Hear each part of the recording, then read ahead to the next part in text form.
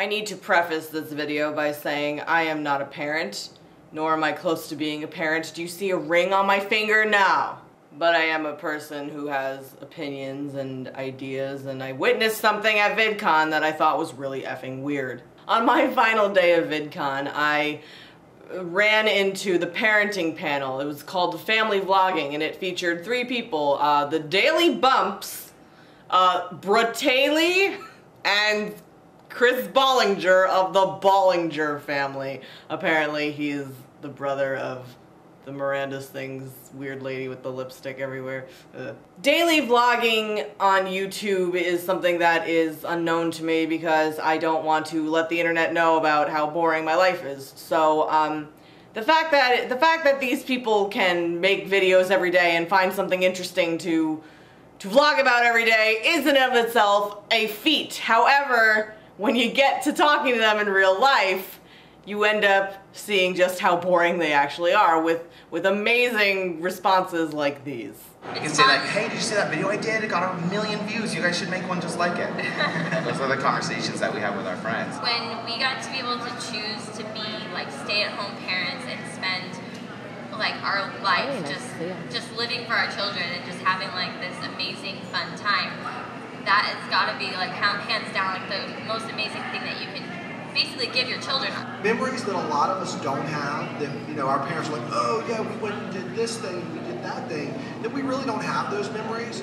They almost get to relive those memories so they still have them because they saw themselves doing it. Ever since the internet's expose on the horrors inside the Daddy-O-5 house, family vlogging is kind of met with a wince of hesitation and wondering, well, are you going to do what Daddy-O-5 did? Don't do what Daddy-O-5 did, don't do it. And I will say in my completely unprofessional opinion that I think family vlogging on YouTube, or what it has become, can ultimately be more harmful than do good out here. I sat my ass down and watched a bunch of videos from these 3 panelists, and I was just the entire time met with the same sickening, sweet, syrupy, saccharine kind of lifestyle that these people want so badly for you to please understand that this is how we live. We are really this happy and jovial all the time. When anyone that lives their real life can tell you it ain't a bag of peaches all the time. A bag of them, a whole bag of them.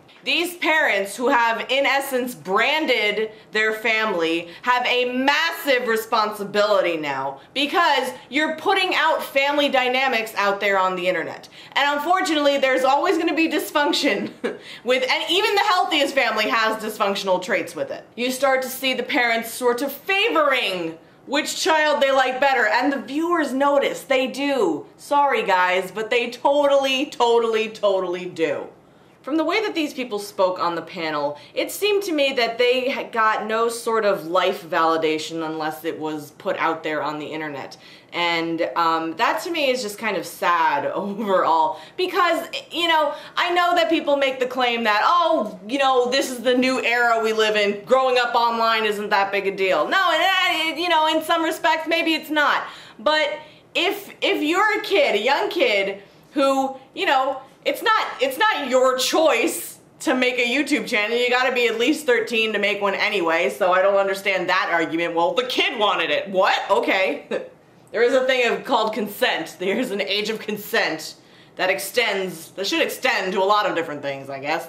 But who's the one editing it? Who's the one uploading it? It's the parents doing it. And the parents have kind of the free reign to make people see the family in whichever light they want to portray. And you would hope that they would do it in a positive way. But sometimes, like we've seen plenty of controversy surrounding the big family on YouTube, the Shaytards. Quit.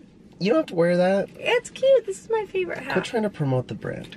You're wearing one. I was already wearing it. You can't find it in the car and put it on. That looks like you. Turn it around. That looks like I was like, okay, put the product on now. And cute. You don't usually wear it. You look beautiful. I do. I usually wear this one. I know, but okay, you can wear it. I don't care. I don't care. We're not fighting about that. But we've seen that people do make mistakes and that they are not perfect, and they can put on a really good front and make a really solid video and make it very happy and fun and whatever, but in essence, they're all just as boring and lame and dysfunctional as the rest of us. It may be a good thing to just kind of pause for a second and see what exactly the scope of all of this is doing here. You're telling the audience that you don't want to expose your kids to the bad comments that are received, or you don't let them read anything and don't let them know. They don't even know that mean people exist. You can't let your kid live in a world, even I know this, you can't let your kid live in a world of just like happy sunshine rainbows only. I don't want him reading all day how cute and how amazing and how awesome he is, because he doesn't need to be reading that all day long. But of course, like, we're not sitting there going like, oh, well, someone's gonna write something mean about you, or somebody, like, we don't do that. I would never do that, and they don't read the comments, and yeah, we're gonna have to start facing that and like teaching them about that, and and we're just like getting there. So the general consensus that I got from these panels is that these parenting folks really don't have a life outside of YouTube, and I think that that's really sad because yeah, they've got a family. Like, what else do they have besides YouTube? They're constantly doing things for the vlog and wondering, well, this will look good on camera, this is what's gonna get me views. I know we want to provide for our families, and that's the best thing that we can do as parents and as people who have guardianship over the little ones. But maybe the tide can start to turn a little bit, and maybe daily parenting vlogging isn't really the way to go anymore.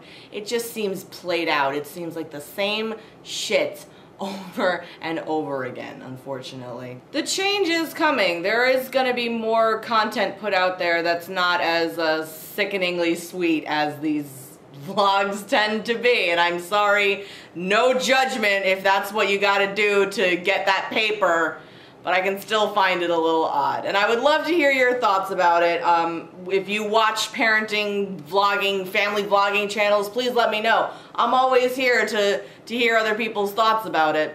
Just as long as you're not a dick to me, I don't really care. I thank you for joining me. I hope to make more videos coming up. I hope to do more live streams, discussions, and we can chat about anything. I don't really mind. Please follow me on Twitter. That's the best place to reach me as of right now. I will let you know what's going on in the future, and I hope you have a lovely rest of your day, and take care, bitches. But on the flight back, we'll trade our first class tickets in for coach, and I'll tell the kids, you're in coach now. We are going back. So now you know a little bit more about us. You guys are... Let's see, what's the most